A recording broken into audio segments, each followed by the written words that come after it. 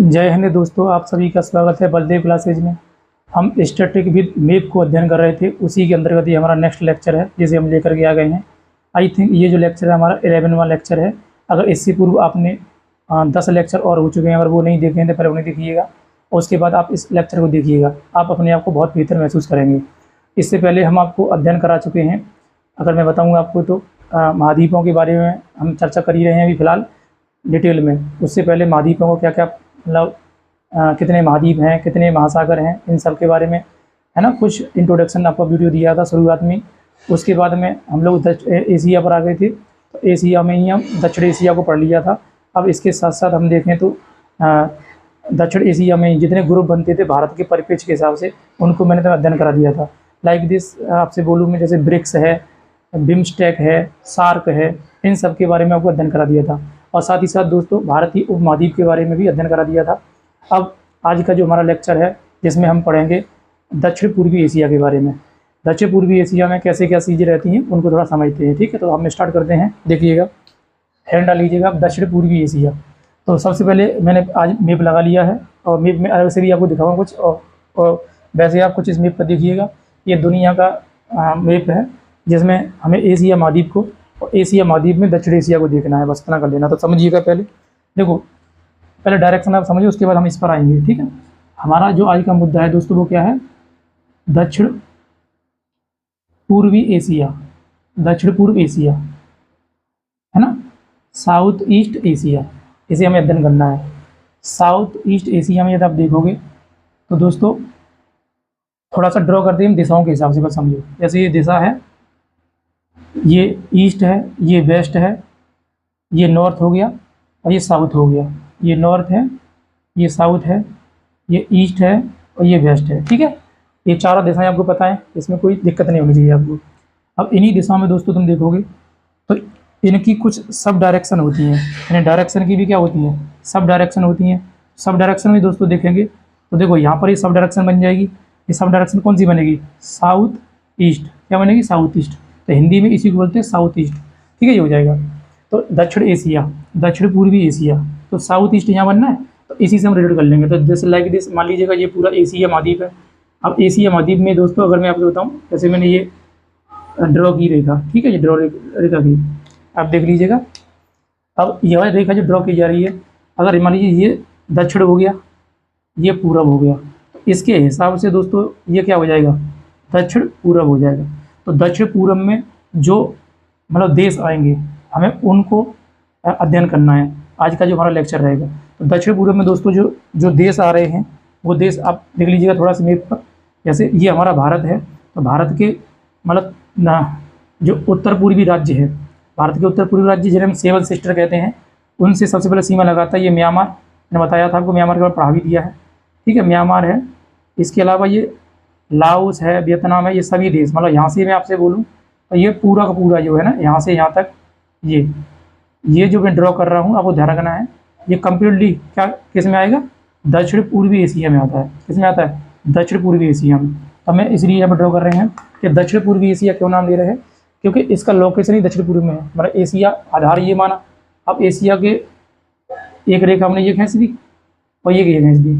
अब ये मान लीजिए ये तो डायरेक्शन है, 4 डायरेक्शन होती हैं और उसमें से सब डायरेक्शन 4 होती हैं। उनमें से अगर हम देखें तो दक्षिण पूर्वी जो डायरेक्शन है वो जा रही है। तो दक्षिण पूर्वी डायरेक्शन में जो देश हैं उनको आज हमें अध्ययन करना है, ठीक है। ये वाला इसको देख लेना। तो अब एक बार मैप पर देख लीजिएगा, ये बना हुआ है आपके सामने। तो हम लोग बात करते हैं दक्षिण पूर्वी एशिया। तो दक्षिण पूर्वी एशिया की दोस्तों बात किया जाए तो दक्षिण पूर्वी एशिया में कुल कितने देश आते हैं? तो 11 देश आते हैं, ध्यान रखना। कितने देश आते हैं? 11 देश अवस्थित हैं। जैसे मैंने आपको बताया होगा कि बताइएगा सार्क में कितने देश आते हैं? तो आपको पता है कि सार्क में सर 8 देश आते हैं। मैं आपसे बोलूँ दक्षिण एशिया में कितने देश आते हैं, तब भी बोलेंगे 8 देश आते हैं। अब मैं कहूँगा आपसे दक्षिण पूर्वी एशिया में कितने देश आते हैं, तो 11 देश आते हैं। कितने आते हैं? 11 देश, ठीक है। उधर 8 आते हैं, इधर जैसे। और हम थोड़ा सा और देखें, बिम्स्टेक में कितने देश आते हैं? 7 देश आते हैं। ब्रिक्स में कितने देश आते हैं? 10 देश आते हैं, ठीक है। जो संगठन है उसके हिसाब से बता दिया था। भारतीय उपमहाद्वीप में कितने देश आते हैं? 5 देश आते हैं। ऐसे करके मैं आपको ये स्पष्ट पहले ही करा चुका हूँ। अब जो हमारा मुद्दा है आज का वो है दक्षिण पूर्वी एशिया। तो दक्षिण पूर्वी एशिया के अंदर दोस्तों कितने देश आते हैं? तो 11 देश आते हैं।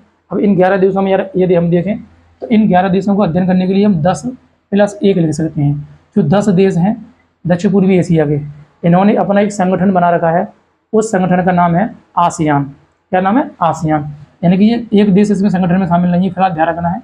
यानी कि ये 10 देश हैं, इन 10 देशों का संगठन है आसियान। ठीक है, आसियान शब्द हम प्रयोग करते हैं, जैसे हिंदी में लिखा मिलेगा तो तुम्हें ऐसे मिलेगा आसियान, आसियान देश। आसियान देशों की जो संख्या है दोस्तों वो कितनी है? तो वो 10 है। ठीक है, ध्यान रखना है। आसियान को यदि हम देखें इंग्लिश अल्फाबेट में लिखें तो कैसे लिख देंगे? ASEAN, ASEAN. ठीक है, ये हो जाएगा।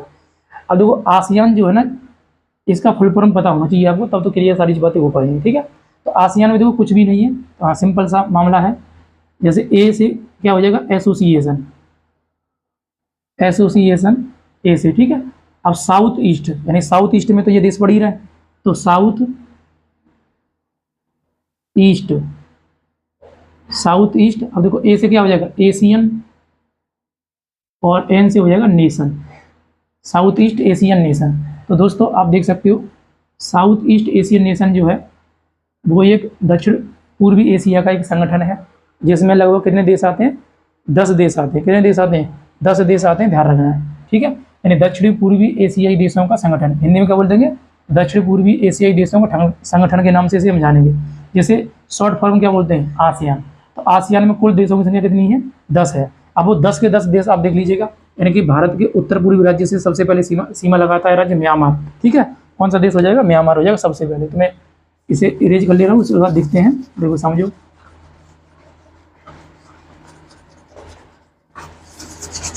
ठीक है दोस्तों। देखो यदि आप देखोगे तो ये जो देश है यहाँ से स्टार्ट है, ये वाले देश ये है। ठीक है, अगर कंप्लीटली देखा जाए तो ये देश हैं सारे के सारे साउथ ईस्ट एशियन नेशन के अंतर्गत। ठीक है, ये अब इनको मैं यहाँ पर पहले देश के नाम लिखवा दे रहा हूँ, फिर आपको समझाता हूँ कौन कौन से देश कैसे कैसे आपको लर्न करने, आराम से याद हो जाते हैं, बस क्रम से याद करना है आपको। जैसे मैं बोलूँ कौन कौन से देश हैं, एक नंबर क्या हो जाएगा? म्यांमार देश आएगा, म्यांमार है। ठीक है, साउथ ईस्ट एशियन नेशन के अंतर्गत पहला देश कौन सा है? म्यांमार, जो भारत का पड़ोसी देश भी है। और म्यांमार के साथ ही दोस्तों क्या हो जाएगा? थाईलैंड हो जाएगा, थाईलैंड। और थाईलैंड के बाद में यदि देखोगे तो लाओस आ जाएगा, लाओस। और इसके बाद में कंबोडिया, कंबोडिया। और इसके बाद में यदि आप देखोगे तो वियतनाम, वियतनाम आ जाएगा।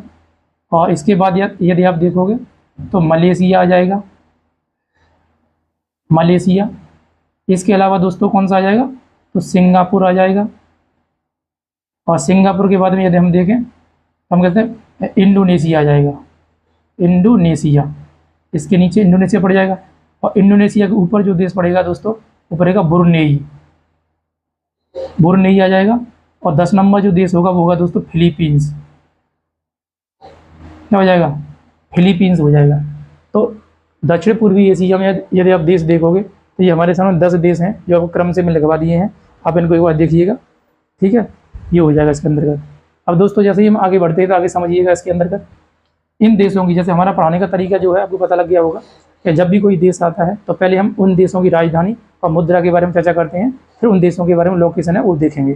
ठीक है, तो पहले वही मैं यहाँ से स्टार्ट करना चाह रहा हूँ आपके सामने। ये बताओ, जो म्यांमार है और थाईलैंड है, लाओस है, कंबोडिया है, वियतनाम है, मलेशिया है, सिंगापुर है, इंडोनेशिया है, ब्रुनेई है और फिलीपींस है, इन देशों की सबसे पहले हम राजधानी देखते हैं। क्योंकि हमारे जो भी पेपर होते हैं उनमें राजधानी अक्सर मतलब पूछ लेता है कि बताओ किस देश की कौन सी राजधानी है, तो क्या है हम पहले से इसे मेंशन कर ले रहे हैं राजधानियों को।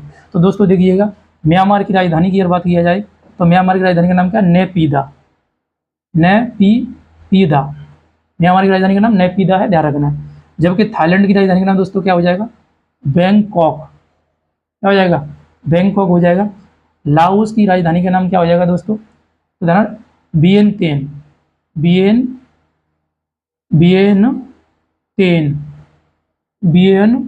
ठीक है, वियेनतेन हो जाएगा, वियेनतेन लाओस की राजधानी। कंबोडिया की राजधानी का नाम हो जाएगा नामपेन, नामपेन। अभी याद कैसे करना है बताऊंगा आपको, आराम से याद हो जाते हैं ये, है ना। वियतनाम की राजधानी का नाम क्या हो जाएगा? हनोई हो जाएगा, हनोई। इसके साथ साथ बात किया जाए दोस्तों तो मलेशिया की राजधानी का नाम क्या हो जाएगा? कुआला कुआला लामपुर, कुआला लामपुर, ठीक है, ये मलेशिया की राजधानी हो जाएगा। साथ ही साथ बात किया जाए दोस्तों सिंगापुर, तो सिंगापुर की राजधानी का नाम क्या हो जाएगा बताओ? तो सिंगापुर सिटी, क्या हो जाएगा? सिंगापुर सिटी हो जाएगा। जबकि दोस्तों इंडोनेशिया की राजधानी का नाम बात किया जाए तो जकार्ता हो जाएगा, जकार्ता, ठीक है, जकार्ता इसकी राजधानी हो जाएगा। ब्रुनेई की बात किया जाए तो बंदर सेरी बेगावान, बंदर सेरी बेगावान ब्रुनेई की राजधानी हो जाएगी। और फिलीपींस की राजधानी दोस्तों मनीला हो जाएगा, क्या हो जाएगा? मनीला। तो हम देख सकते हैं हालांकि दक्षिण पूर्वी एशिया में तो 11 देश हैं, जबकि आसियान में कितने देश हैं? तो आपको ध्यान 10 देश हैं। उन 10 देशों की राजधानी और उन देशों के नाम मैंने आपके सामने लिख दिए, थोड़ा ध्यान से देख लीजिएगा, ठीक है। अब दोस्तों आगे बात करते हैं इसी में ही, तो हमारा अब जो नेक्स्ट इसी में रहेगा वो क्या रहेगा कि सर अगर राजधानी पता लग गई है तो इन देशों की मुद्राओं के बारे में भी हम साथ साथ चर्चा कर ले रहे हैं। अभी याद कैसे करना है बताऊंगा, ट्रिक लगाने के, उससे फिर याद हो जाती है आराम से, थोड़ा ट्रिक लगाएंगे। तो दोस्तों बताओ, सबसे पहला हमारे सामने प्रश्न है सर म्यांमार की मुद्रा का नाम क्या है? तो क्यात है। क्या है दोस्तों? क्यात। म्यांमार की मुद्रा का नाम क्यात है, ये आपको ध्यान रखना। जबकि बैंकॉक की मुद्रा का नाम क्या है? बात। थाई बात बोलते हैं इसको। तो बैंकॉक की मुद्रा का नाम क्या हो जाएगा? बात हो जाएगा। जबकि बात किया जाए तो लाओस, तो लाओस की मुद्रा का नाम किप है, क्या हो जाएगा? किप। लाओस की मुद्रा का नाम क्या हो जाएगा दोस्तों? किप हो जाएगा, ये आपको ध्यान रखना है। इसके अलावा बात किया जाए तो कंबोडिया की मुद्रा का नाम दोस्तों क्या हो जाएगा? तो रियल हो जाएगा, क्या हो जाएगा? रियल, ठीक है, ध्यान रखना, रियल। कंबोडिया की मुद्रा का नाम रियल हो जाएगा। जबकि वियतनाम की मुद्रा का नाम दोस्तों क्या हो जाएगा? डोंग, क्या हो जाएगा? डोंग। वियतनाम की मुद्रा का नाम डोंग हो जाएगा। जबकि मलेशिया की मुद्रा का नाम दोस्तों क्या हो जाएगा, या मलेशिया की जो करेंसी है उसका नाम क्या हो जाएगा? तो रिंगिट, मलेशियाई रिंगिट, मलेशियाई रिंगिट नाम दे देंगे हम इसको, ये बन जाएगा। सिंगापुर की मुद्रा का नाम दोस्तों क्या हो जाएगा? डॉलर हो जाएगा, डॉलर, ठीक है, ध्यान रखना है। जबकि इंडोनेशिया की मुद्रा का नाम दोस्तों क्या हो जाएगा? तो इंडोनेशियाई रुपया, ये तो हम पहले भी कराते हुए, इंडोनेशियाई रुपया। ब्रुनेई की मुद्रा का नाम दोस्तों क्या हो जाएगा? तो डॉलर हो जाएगा, डॉलर। साथ ही साथ बात किया जाए फिलीपींस, तो फिलीपींस की मुद्रा का नाम दोस्तों क्या हो जाएगा? तो पीसो, क्या हो जाएगा? पीसो हो जाएगा। तो इसे हम देख लेंगे। तो ये आपने राइट डाउन, आप देखिए करके, मैंने राइट डाउन कर दिया आपके सामने ये। अब देखो बात ये आती है सर याद कैसे करें, और इन देशों को मैप में हम कैसे मतलब इनको याद हमेशा रखें। तो उसके लिए दोस्तों पहले आप समझ लीजिएगा इनको, फिर इनकी राजधानी वगैरह कैसे याद होंगी बता रहा हूँ आपको सारी चीज़ें। देखो सबसे पहला जो मैप में हमें देश मिल रहा है देखने को, वो मिल रहा है, अगर देखोगे तो ये जो प्यारा सा देश है, इस प्यारे से देश का नाम है म्यांमार। सबसे पहला देश जो रहता है म्यांमार। म्यांमार के जस्ट नीचे दोस्तों देखोगे तो हल्का सा ये घुमावदार ये वाला देश है, इसका नाम है, ये नीचे तक आएगा, धारा यहाँ तक, ये पूरा ये देश बना हमारा थाईलैंड, क्या हो जाएगा? थाईलैंड। और थाईलैंड के ऊपर यदि आप देखोगे तो ये जो देश पड़ रहा है, ये वाला छोटा सा देश ये इसका नाम है लाओस। और दोस्तों लाओस के जस्ट नीचे अगर तुम देखोगे तो यहाँ पर एक देश बनना है, इसका नाम हो जाएगा, ध्यान से देखिएगा, इसका नाम हो जाएगा कंबोडिया। और कंबोडिया के ये पैरेलल जो देश है, इधर लाओस के ऊपर चाइना से सीमा लगा रहा है पूरा, ये पतला सा, इस देश का नाम दोस्तों क्या हो जाएगा? इस देश का नाम हो जाएगा, ध्यान रखना है, यानी कि क्या हो जाएगा? वियतनाम हो जाएगा। अब वियतनाम के बाद में तुम नीचे आओगे तो देखो ये जो देश है रेड कलर का, ये थोड़ा सा दिख रहा है, इसका नाम ये यहाँ इधर भी विस्तृत है, ये तो थोड़ा सा, इस देश का नाम क्या हो जाएगा? मलेशिया हो जाएगा। और मलेशिया के जस्ट नीचे यदि देखोगे तो सिंगापुर हो जाएगा, छोटा सा द्वीपीय देश है सिंगापुर, ये हो जाएगा।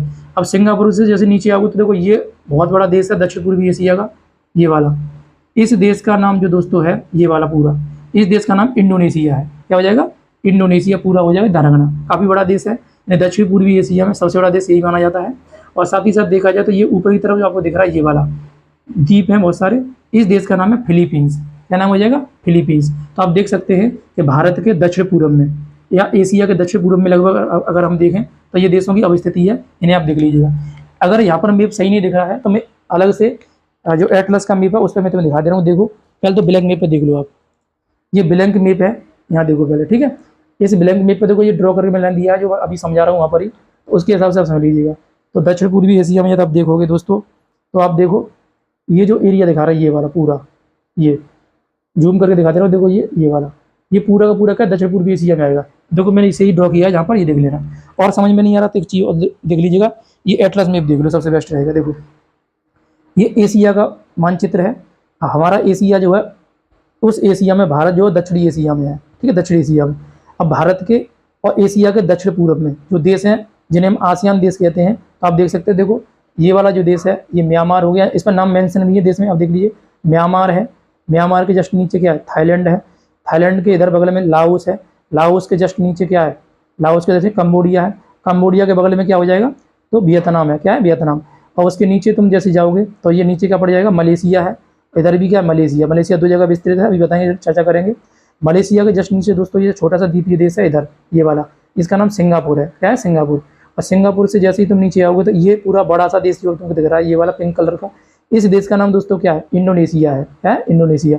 इंडोनेशिया और मलेशिया के ऊपर देखो यहाँ पर एक छोटा सा देश है, ये लिखा भी है, ये वाला, ये इस देश का नाम दोस्तों क्या हो जाएगा, तो ब्रुनेई देश है, क्या, ब्रुनेई। और जो येलो कलर का तुम्हें ये देश दिखाई दे रहा है, ये वाला, इस देश का नाम क्या हो जाएगा, इस देश का नाम हो जाएगा फिलीपींस, क्या हो जाएगा, फिलीपींस। तो ये आई होप स्पष्ट हो रहा होगा आपको, ये देश बन जाएंगे। अब मैं क्या करता हूँ, जो हम लोग अपने हिसाब से याद करते थे उसी हिसाब से हम याद करते हैं इन देशों को। तो देखिएगा इस मैप को मैं हटा दे रहा हूँ, मैप पर आप सारी चीज़ समझ गए होंगे कौन सा देश कहाँ स्थित है, आई होप स्पष्ट हुआ होगा आपको, ठीक है। अब इन्हीं देशों को, मतलब इन जैसे यहाँ जो मैप बना हुआ है, इस मैप को मैं ब्लैंकली यहाँ बना के दिखा रहा हूँ आपको, कैसे कैसे ये देश हैं उनके हिसाब से। तो इससे क्या हो जाएगा, आपको और स्पष्टता आ जाएगी, ठीक है। तो ध्यान से क्या करिएगा, इसको देखिएगा।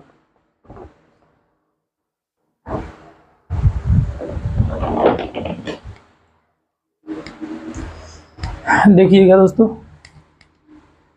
इसे मैं इरेज कर ले रहा हूँ, पहले से लिखा हुआ है, ब्रिक्स सम्मेलन पढ़ाया था उसी का ये। देखो अब इन देशों को यदि हम देखें दोस्तों, ड्रॉ करें, ठीक है, तो पहले तो हमें पूर्वोत्तर भारत बनाना पड़ेगा, तब तो तुम्हें समझ में आएगा। ये हमारा प्यारा भारत है, पूर्वोत्तर भारत, ठीक है।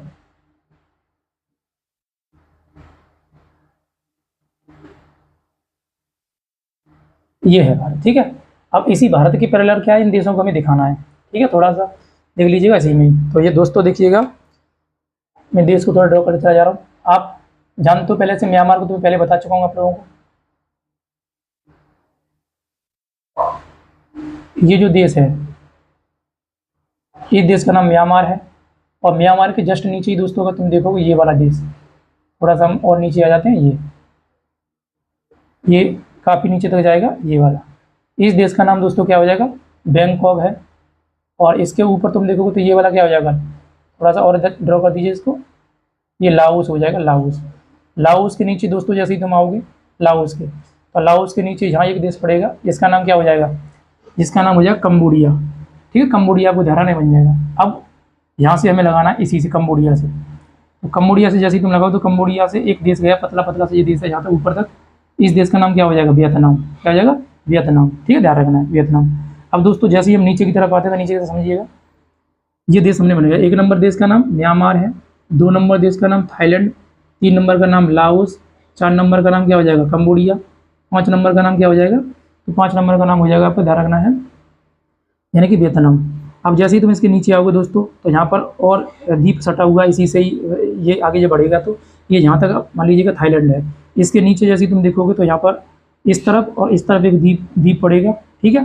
तो 2 जगह ये अवस्थित देश है, मलेशिया, मलेशिया, और ये मलेशिया एक द्वीप है, बोर्नियो द्वीप। इस बोर्नियो द्वीप पर भी आधे भाग में कौन स्थित है, आधे से थोड़े कम भाग में मलेशिया। तो मलेशिया 2 जगह स्थित है, मलेशिया ये हो जाएगा, ठीक है। तो मलेशिया के जस्ट नीचे, मलेशिया के जस्ट नीचे एक देश है सिंगापुर, और मलेशिया के जस्ट ऊपर यहाँ पर एक देश है जिसका नाम है ब्रुनेई। तो इन दोनों को तुम्हें याद कर लेना है, यानी सिंगापुर और ब्रुनेई दोनों पास पास में बिंदी जैसे देश हैं, ये हो जाएंगे। अब इसके नीचे ही तुम देखोगे दोस्तों तो यहाँ पर एक देश मिलेगा आपको, ये बना दे रहा हूँ मैं आपको थोड़ा सा। इस देश का नाम है इंडोनेशिया, जो बहुत सारे द्वीप दिख रहे थे ना आपको, इंडोनेशिया हो जाएगा, ये ऐसे बना दे रहे हैं, ये इंडोनेशिया है। ये इंडोनेशिया काफ़ी बड़ा देश है द्वीपों के हिसाब से, बताऊँगा डिटेल में, ये हो जाएगा। और इधर बगल में अगर हम देखें दोस्तों, यहाँ पे एक देश था फिलीपींस, हाँ था, फिलीपींस हो जाएगा ये वाला देश।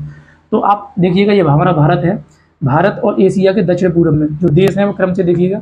1 नंबर का नाम थाईलैंड है, एक बार ध्यान से देखिएगा, मैप को आप दिमाग में एज्यूम करिएगा, है ना, जितना ज़्यादा एज्यूम करोगे उतना ज़्यादा आपको समझ में आएगा। तो दक्षिण पूर्वी एशिया के बगल में कौन सा है, मतलब जैसे भारत के उत्तर पूर्वी राज्यों में सबसे बगल में जो देश है दक्षिण पूर्वी एशिया का, वो कौन सा, म्यांमार। तो म्यांमार हुआ, म्यांमार के जस्ट बगल में या थोड़ा सा नीचे कौन है, थाईलैंड है। और थाईलैंड के अगर इस तरफ देखेंगे हम थोड़ा सा ऊपर की तरफ तो क्या हो जाएगा, लाओस। लाओस के नीचे क्या है, कंबोडिया। कंबोडिया और लाओस के पूर्व में कौन सा देश पड़ जाएगा, पूर्व में कौन सा देश है दोस्तों, तो पूर्व में हो जाएगा वियतनाम। ऐसे हम कर लेंगे वियतनाम। अब जैसे ही हम नीचे आएंगे तो थाईलैंड के नीचे कौन सा पड़ेगा, मलेशिया पड़ेगा। तो मलेशिया के जस्ट नीचे कौन सा है, मलेशिया के जस्ट जस्ट नीचे कौन सा है? सिंगापुर। कौन सा है? सिंगापुर। और सिंगापुर के जस्ट नीचे कौन सा है? इंडोनेशिया। कौन सा है? इंडोनेशिया। इंडोनेशिया हो जाएगा।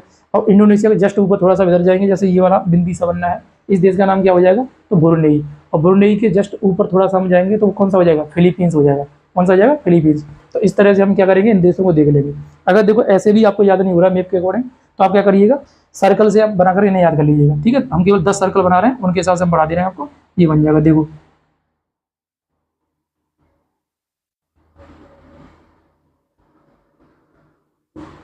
अब ये तो पता लगेगा भारत के, है ना, उत्तर पूर्वी राज्यों के बगल में से ये जो कंट्री है या आसियान ग्रुप है वो स्टार्ट होता है। ठीक है, तो देखो सिंपल सा देखो याद करने का तरीका जो करना है, जैसे हम गोले बना लेना, गोले से याद कर लीजिए। देखो ये इस गोले का नाम क्या है?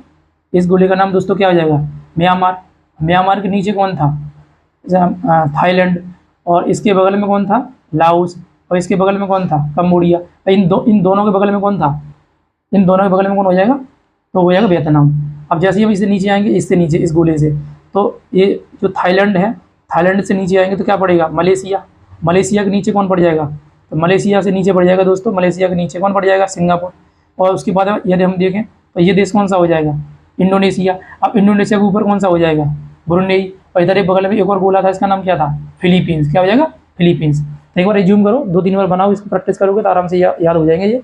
तो देखो एक बार, 1 नंबर देश का नाम म्यांमार, 2 नंबर देश का नाम बैंकॉक, 3 नंबर देश थाईलैंड कहेंगे, 2 नंबर का थाईलैंड, इसकी राजधानी बैंकॉक है, 3 नंबर का नाम लाओस, 4 नंबर का नाम कंबोडिया, 5 नंबर का नाम क्या हो जाएगा?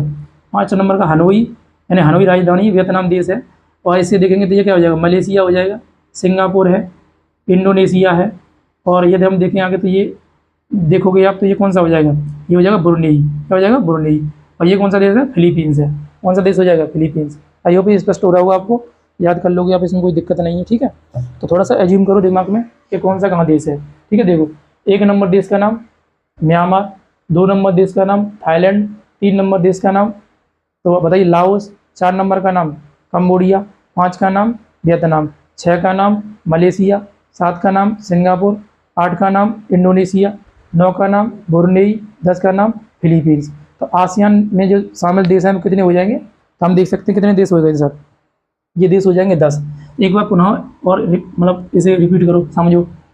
आसियान में देखो, बताओ गोले के हिसाब से समझना है आपको, उसी हिसाब से पता चल जा रहा है। बताओ इस देश का नाम क्या हो जाएगा? म्यांमार। म्यांमार के नीचे कौन है? थाईलैंड। इसके बगल में कौन है? लाओस। लाओस के बगल में कौन है? कंबोडिया। इन दोनों देशों के बगल में कौन हो जाएगा? तो वियतनाम। इसके नीचे कौन सा है? मलेशिया। मलेशिया के नीचे बिंदी थी, क्या नाम था? सिंगापुर। एक और इसके नीचे कौन था? इंडोनेशिया। इंडोनेशिया के ऊपर बिंदी थी ब्रुनेई। उसके बगल में एक और गोला काट देंगे तो क्या हो जाएगा? फिलीपींस। क्या हो जाएगा? फिलीपींस। तो आसियान कंट्री कितनी है दोस्तों? कितनी हो जाएंगी? 10 कंट्री हैं। 10 के 10 आप समझ गए होगा, आई होप स्पष्ट हो गया होगा। ठीक है, तो कर लिया हमने यहाँ तक। तो आप देखिएगा आसियान कंट्री के बारे में ये हो जाएगा। तो 1 नंबर 2 नंबर ये नंबर यहाँ मेंशन किया, उसी हिसाब से पढ़ लीजिएगा। ठीक है, जैसे 1 नंबर क्या हो जाएगा? Myanmar, 2 number Thailand, 3 number Laos, 4 number Vietnam, 5 number 4 number क्या हो जाएगा? कंबोडिया, 5 नंबर वियतनाम, 6 नंबर क्या हो जाएगा? मलेशिया, 7 नंबर सिंगापुर, और यहाँ पर 8 नंबर क्या हो जाएगा? इंडोनेशिया, और 9 नंबर ब्रुनेई, और 10 नंबर क्या हो जाएगा? फिलीपींस हो जाएगा। ठीक है, तो ऐसे बार बार आप भरिएगा, 2-3 बार प्रैक्टिस करो बेगर देखे। जैसे आपने अभी देख लिया, वीडियो को पॉज कर लो, फिर एक बार इसे चिंतन करके देखो, इजीली याद हो जाएगा। ठीक है, एक बार जल्दी से बोलने की कोशिश करो, एक बार अपना मेरे सामने बताइए कौन कौन से देश हैं। ये हमारे सामने 10 देश हैं, कौन कौन से हैं? तो Myanmar, Thailand, Laos, Cambodia, Vietnam, Malaysia, Singapore, Indonesia, Brunei, Philippines. एक बार फिर रिपीट करो, मेरे साथ ही बोलो, मेरे साथ बोलते चले जाओ। कौन कौन से देश हो जाएंगे? तो सिंगापुर, थाईलैंड, जैसे यहाँ से म्यांमार से स्टार्ट करना है, Myanmar, Thailand, Laos, Cambodia, Vietnam, Malaysia, Malaysia के नीचे कौन सा था? सिंगापुर, इंडोनेशिया के ऊपर कौन था? ब्रुनेई, के बगल में कौन था? फिलीपींस। तो टोटल देश कितने हो गए? 10 देश हो गए। आई होप 10 देश स्पष्ट हुए होंगे। अब इन 10 देशों के बारे में देखा जाए तो ये आसियान कंट्री में आते हैं। तो मैंने बता दिया कि पहला दूसरा इसे बता दिया। तो म्यांमार की राजधानी नेपीदा है और इसकी मुद्रा का नाम क्यात है। थाईलैंड की राजधानी का नाम बैंकॉक है, इसकी मुद्रा का नाम बात है। देखो याद करने का तरीका क्या है, तो समझ लीजिएगा थोड़ा सा। देखो इनको कैसे याद रखोगे, तो जो म्यांमार है वो नेपीदा क्यात, थाईलैंड का नाम बैंकॉक है। ये देखो नेपीदा बैंकॉक, तो ये मुझे लगता है आपको राजधानी याद होंगी, पहले से ही प्रसिद्ध है काफ़ी। अब बात आती है कि मतलब ये इनकी जो मुद्राएं वो थोड़ा सा याद होने में दिक्कत देती हैं, तो उनके लिए अब न्यूमोनिक्स की ट्रिक बना लीजिएगा। क्या बनाओगे? जैसे म्यांमार में अभी क्या है? सैन्य शासन है। क्या है? सैन्य शासन। म्यांमार में सैन्य शासन है। क्या बात? क्या बात? म्यांमार में सैन्य शासन है। क्या बात है? जैसे मतलब एकदम अजीब सा नहीं लगता है कि कोई भी एक डेमोक्रेटिक देश और उस पर सैन्य शासन हो जाए तो एकदम अजीब सा लगता है ना। क्या बात है मतलब क्यों है? क्यों? तो उसी के साथ मतलब क्या, तो क्यात। क्यात कहाँ की मुद्रा होगी? तो दोस्तों क्यात कहाँ की मुद्रा हो जाएगी? तो म्यांमार की मुद्रा का नाम क्यात हो जाएगा। ठीक है, ऐसे कर लेना। क्या बात है? म्यांमार में है ना, क्या है? म्यांमार में अभी सैन्य शासन है। उसी तरह से थाईलैंड को देखो। थाईलैंड अगर तुम जाओगे तो थाईलैंड की एक मसाज है थाई मसाज, और थाई मसाज जो है ये पूरी दुनिया में प्रसिद्ध है ना। तो उसी हिसाब से हम इसे रेट कर लेंगे। तो थाईलैंड गए थे। क्या बात है ना? थाईलैंड गए थे। क्या बात है? क्या बात हुई थी आपकी थाईलैंड में जाकर के? तो थाईलैंड गए थे। क्या बात है? मसाज करवाने के लिए गए थे। बात है, तो बात हो जाएगा ऐसे करके। तो थाई बात। तो थाईलैंड में कौन सी मुद्रा है? बात। जबकि म्यांमार में क्या है? क्यात। म्यांमार में क्या बात है? क्या बात है? तो क्या तो बात दोनों याद हो जाएंगे। क्या बात है? क्या तो किसकी है? क्या हो जाएगी किसकी? तो हो जाएगी म्यांमार की। और बात किसकी हो जाएगी? थाईलैंड की हो जाएगी। ठीक है। अब बात आती है लाओस। तो लाओस की जो राजधानी है दोस्तों क्या है? वियंतियन है। क्या है? वियंतियन है। तो वियंतियन इसकी राजधानी है। वियंतियन। इसे आप ऐसे याद करो, वियंतियन। लेकिन इसकी मुद्रा आप याद कर सकते हो, किप। क्या है? किप। तो किप इसकी मुद्रा है। तो अब इसमें लिखा हुआ है, जैसे मान लीजिएगा अभी फेस्टिवल दीपावली का फेस्टिवल आने वाला है। तो दिवाली का फेस्टिवल आने वाला है, तो बहुत सारे क्या करेंगे, मेहंदी वगैरह, मतलब मेहंदी की कीप मंगाई जाती है, मेहंदी की कीप। तो उसी से रिलेट कर लेंगे। लाओ कीप। तो लाओस में क्या है? कीप मुद्रा। लाओस में क्या है? कीप मुद्रा।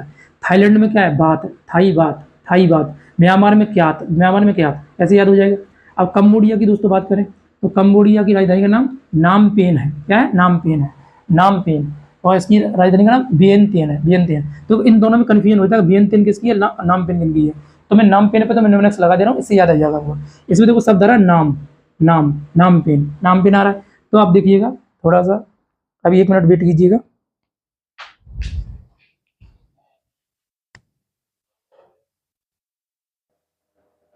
देखिएगा दोस्तों, तो कंबोडिया की राजधानी को तुम कैसे याद करोगे? ठीक है, ऐसे हमें देखना है। तो दोस्तों कंबोडिया की राजधानी यदि आप देखोगे तो याद करने का तरीका जो सबसे बेस्ट मुझे जो लगता है, इसका न्यूमोनिक्स जो आप लगाना चाहो तो लगा लेना। क्या लगाना चाहोगे? कंबोडिया में दुनिया का सबसे बड़ा मंदिर है अंकुर वाटिका मंदिर। तो कंबोडिया का नाम है किस चीज़ में? कंबोडिया का नाम है कि दुनिया का सबसे बड़ा मंदिर कहाँ है? कंबोडिया में। तो नेमपेन कहाँ की मतलब राजधानी है? कंबोडिया की। अब इसकी मुद्रा को कैसे याद करेंगे? तो रियल नाम है। तो मैंने जैसे ही बोला ना कि कंबोडिया का नाम है कि दुनिया का सबसे बड़ा मंदिर कहाँ पर है, मतलब अंकुर वाटिका मंदिर कंबोडिया में है। ओ रियली वहीं पे मंदिर है। ओ रियली, तो रियल किसका हो जाएगा? कंबोडिया की मुद्रा। तो कंबोडिया की मुद्रा का नाम रियली, ओ रियली नाम है। अब और रियली एकदम वो चक्कर ही रह जाते, जैसे कभी कोई किसी से पूछा जाए कि सबसे बड़ा सब छोटा, ओ रियली। तो इस तरह से हम रिलेट कर लेंगे। तो कंबोडिया की मुद्रा का नाम रियल हो जाएगा, रियल। और इसके राजधानी का नाम क्या हो जाएगा? नामपेन हो जाएगा। अब दोस्तों वियतनाम की बात करें, तो वियतनाम की राजधानी का नाम हनोई है। क्या है? हनोई। वियतनाम की राजधानी का नाम हनोई है। और जबकि हम बात करें तो यार इसकी मुद्रा का नाम क्या? डोंग है। क्या है? डोंग। इसकी मुद्रा का नाम क्या हो जाएगा? डोंग हो जाएगा। ये ध्यान रखना है। अब वियतनाम की मुद्रा और राजधानी कैसे याद करें? तो हनोई तो मुझे लगता है तुम्हें याद होनी चाहिए पहले से ही, क्योंकि PYQ में ये उत्तरोत्तर पुलिस में कई बार आई हुई है। क्या बताइएगा? जो वियतनाम है उसकी राजधानी का नाम क्या है? तो हनोई इसकी राजधानी का नाम हो जाएगा। ठीक है। अब डोंग। अब वियतनाम में क्या है, आपने शायद देखा हो, शाहरुख खान की एक मूवी देखी होगी, डॉन। तो उसमें शाहरुख खान जी वो डायलॉग बोलते हैं ना कि डॉन को पकड़ना मुश्किल नहीं, नामुमकिन है। तो डॉन कहाँ छिप गया है? वियतनाम में जाके छिप गया है। वियतनाम में कहाँ पहुँच गया? हनोई में पहुँच गया। कहाँ? हनोई में। और डॉन पहुँच गया। तो डॉन जो है उसके पास पैसा बहुत ज़्यादा है। तो डोंग कहाँ का है? वियतनाम का है। यानी डॉन जो है, जैसे मैं रिलेट कर रहा हूँ, न्यूमोनिक्स कुछ भी बना लो अपने हिसाब से, बस मैं चाह रहा हूँ कि तुमको याद हो जाए, इसलिए बनाया हुआ है ये, और कुछ नहीं। तो वियतनाम की जो राजधानी है वो हनोई है। हनोई में कौन पहुँच गया था? डॉन पहुँच गया। और डॉन पहुँचा है, डॉन क्या कर रहा है? पैसा खर्च कर रहा है। डोंग क्या है? मुद्रा है। तो डॉन से आप रिलेट कर लेना, डॉन। तो इनकी दुनिया में अगर मैं आपसे बोलूँ, डॉन जो होते हैं वो कहाँ पे छिप जाते हैं? वियतनाम में। हालांकि ऐसा नहीं है वियतनाम में छिपते हैं, वो और भी बहुत सारे देश हैं वहाँ छिपते हैं जाकर। ठीक है। तो वियतनाम की राजधानी का नाम हनोई है। हनोई है। अब हनोई को जैसे याद करो तो आप ऐसे ही लिख सकते हो कि डॉन जो है हनोई में रहता है, हनोई में, और डॉन से डोंगी याद हो जाएगा, ऐसे रिलेट कर लेना, ठीक है, बन जाएगा। मलेशिया की दोस्तों बात किया जाए तो मलेशिया को कैसे याद करोगे, तो मलेशिया की मुद्रा का नाम क्या हो जाएगा, मतलब राजधानी क्या है, कुआलालंपुर। क्या हो जाएगा, कुआलालंपुर। इसे देखो शब्दों में तोड़ लो थोड़ा सा, जैसे कुआला लामपुर, कुआलालंपुर, जैसे कुआलालंपुर किसकी हो जाएगी, तो मलेशिया की हो जाएगी। जबकि इसकी मुद्रा का नाम की बात करें रिंगिट है। क्या रिंगिट है। अब देखो मैंने डॉन बताया था, डॉन, तो डॉन कहाँ पकड़ा गया, वियतनाम में। तो डॉन वहां से भाग करके रेंगते रेंगते आ गया कहाँ पर, मलेशिया में। तो वियतनाम और मलेशिया लगभग डॉन के लिए ज़्यादा प्रसिद्ध है, ऐसे मान सकते हैं। तो डॉन गया था कहाँ, वियतनाम में, लेकिन उसे दिखा कि पुलिस उसके पीछे पीछे पड़ी हुई है, तो वापस कहाँ आ रहा है, वहां से रेंगते हुए कहाँ आ गया, मलेशिया में। तो मलेशिया में, तो मलेशिया में रिंगिट डॉन से इससे रिलेट करने ना, याद हो जाएगा, रेंगते हुए रिंगिट आ गया, रिंगिट। तो रिंगिट जो है वो क्या है, मलेशियाई जो करेंसी है उसका नाम क्या हो जाएगा, रिंगिट हो जाएगा, ऐसे रिलेट कर देंगे। अब दोस्तों आगे बात करते हैं, देखो ये तो ईजी है मुझे लगता है। सिंगापुर सिटी राजधानी है, और डॉलर। तो देखो ये बिंदी वाला जो भी देश है ना, ये बिंदी देश ये है, एक बिंदी देश ये, इन दोनों देशों की जो मुद्रा है, वो डॉलर है। आप देखो दोनों, जैसे मैं कहूँ, जैसे ये बुरुंडी है, क्या देश बुरुंडी, तो बुरुंडी की मुद्रा का नाम भी डॉलर है, बिंदी वाला है ये। और सिंगापुर की मुद्रा का नाम क्या, डॉलर है। जो सिंगापुर जब लिखते हैं तो इसको बिंदी भी आती है, बिंदी, और बिंदी में इसे हम मैप में दर्शा रहे हैं, देखो बिंदी के रूप में, तो इससे रिलेट कर देंगे तो डॉलर हो जाएगा, उसी तरह से कर लेंगे। अब बचा ये हमारे सामने क्या, इंडोनेशिया। तो दोस्तों इंडोनेशिया की जो राजधानी है उसका नाम क्या हो जाएगा, जकार्ता। और ये तो तुम्हें पहले से ही पता है कि जकार्ता में ही क्या है, आसियान जो देश है उनका हेडक्वार्टर है, ये बताएंगे सारी चीज़ें, हो जाएगा ये। तो इंडोनेशिया की राजधानी का नाम जकार्ता है, और इसकी मुद्रा का नाम रुपया है। जिस तरह से भारत की मुद्रा का नाम रुपया है, उसी तरह से इंडोनेशिया की राजधानी का नाम भी क्या है, इंडोनेशियाई रुपया है, ठीक है, ये कर लेंगे। अब नेक्स्ट हमारे सामने बचा देश एक है फिलीपींस। तो फिलीपींस की राजधानी का नाम मनीला है, और फिलीपींस की मुद्रा का नाम पीसो है। तो देखो इसको फिलीपींस की मुद्रा कैसे याद करोगे, तो फिलीपींस में देखो फिलीपींस से हो जाएगा पीसो। क्या हो जाएगा, पीसो मैचिंग करा थोड़ा सा, तो पीसो से रिलेट कर देंगे तो इजीली क्या ये आपको याद हो जाएगा, ठीक है।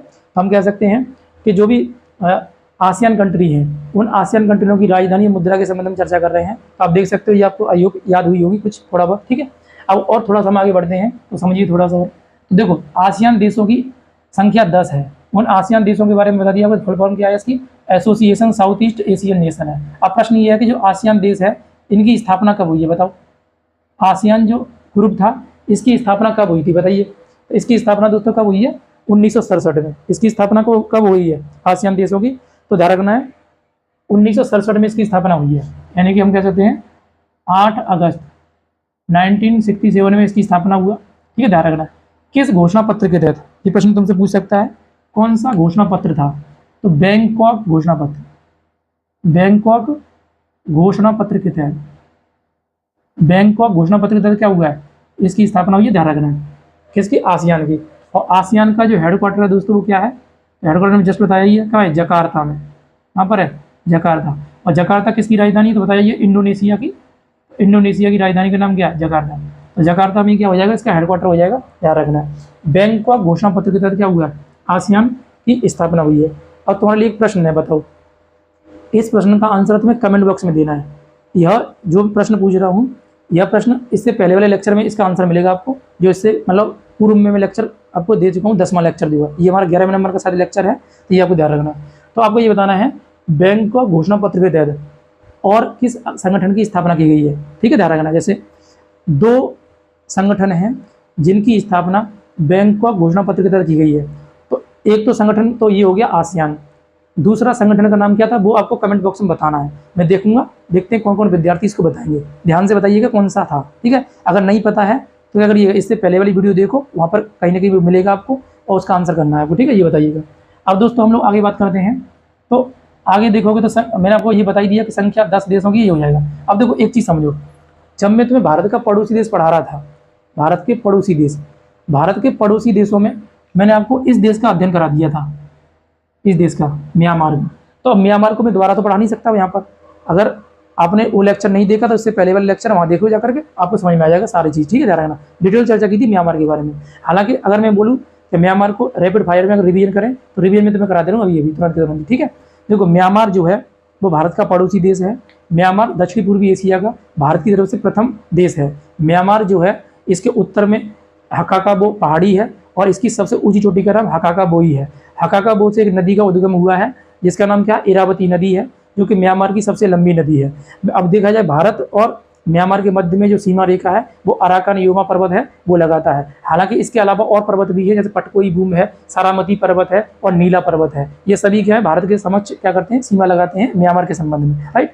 म्यांमार की अगर बात की जाए दोस्तों, तो म्यांमार के पूर्व में एक मतलब पठार है जिसका नाम सान का पठार है। सान के पठार का विस्तार 2 देशों में है, एक तो म्यांमार में अधिक है, जबकि लाओस में भी इसका क्या है, विस्तार है। इसके अलावा बात किया जाए तो म्यांमार के बारे में देखा जाए तो म्यांमार की प्रथम राजधानी जो थी दोस्तों वो क्या थी, तो दरअसल म्यांमार की प्रथम राजधानी मांडले थी।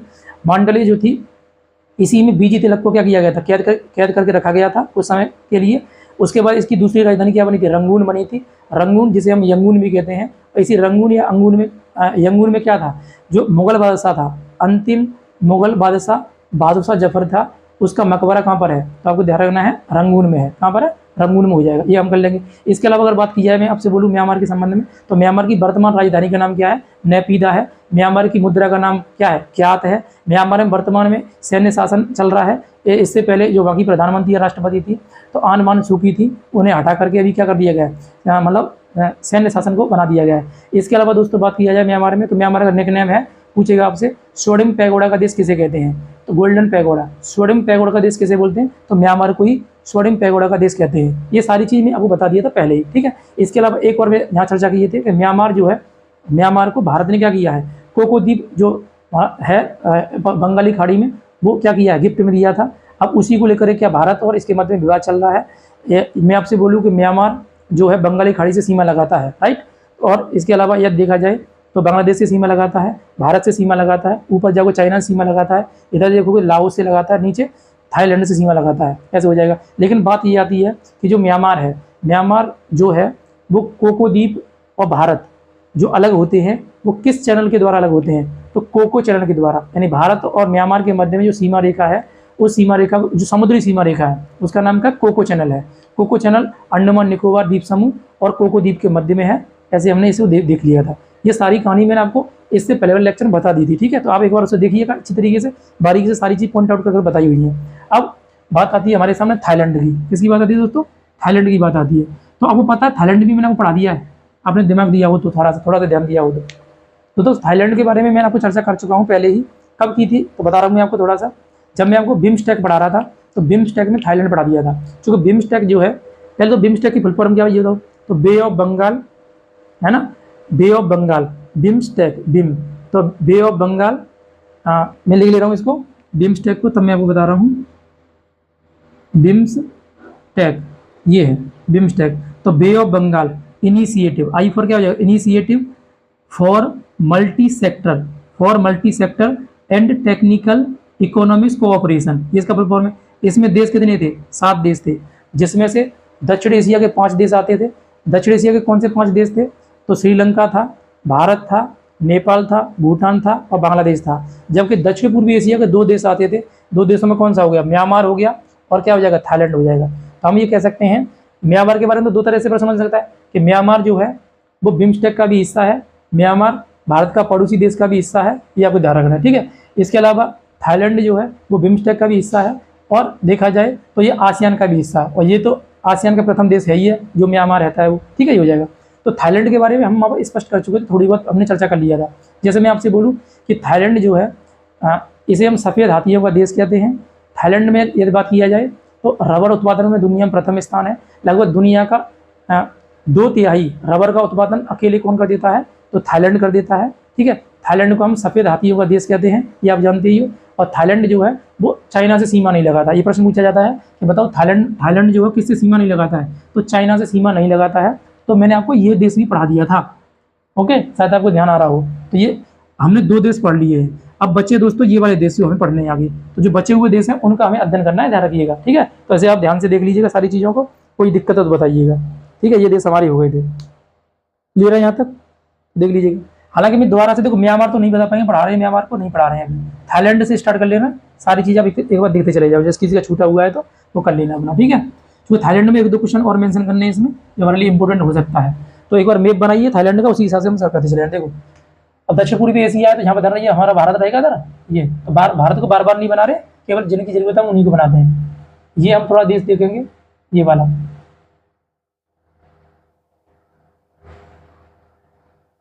ये तो म्यांमार हो जाएगा, ये क्या है, म्यांमार देश है। और म्यांमार के अगर ऊपर देखोगे यहाँ पर थोड़ा सा हल्का सा लगा देना है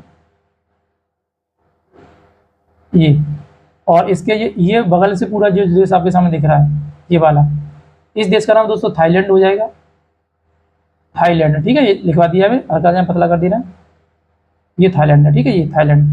अब ये लाओस है लाओस, और लाओस के नीचे अगर आप देखोगे तो ये क्या हो जाएगा, कंबोडिया हो जाएगा, कंबोडिया।